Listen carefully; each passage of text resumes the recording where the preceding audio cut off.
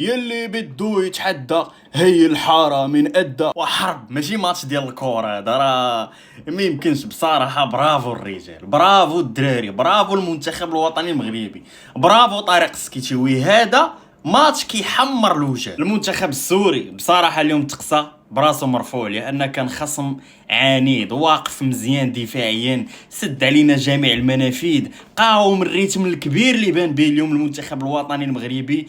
الحارس ديالهم كان حارس عالمي، طاكا شحال من كره، ولكن السبوعه كانوا اكثر منهم. هذا هو الواقع. خليني المغاربه اليوم والله يتلعبوا احسن ماتش، ريتم، جرينتا، فرجه، المتعه، التسديدات، الفرص، تلعبوا كاع الماتشات كيف ما لعبتهم اليوم. انا بالنسبه لي الكاس ديالكم ما كاينش اللي يحيدوا ليكم. اصلا هذا هو الريتم وهذه هي العقليه باش خاصك تلعب هذا النوع ديال البطولات، لان هاد الماتشات هادو ماتشات اللي كيربح فيهم اللي عنده الرغبه اكبر. عرفتي غير ديك اللقطه الاخرى ديال بوفتيني مدافع داير كونتر بديك الطريقه. خليني منين كنتقدوا تنتقدوا، ولكن ما تتحمروا لينا الوجه وتنقولوا الحقيقه.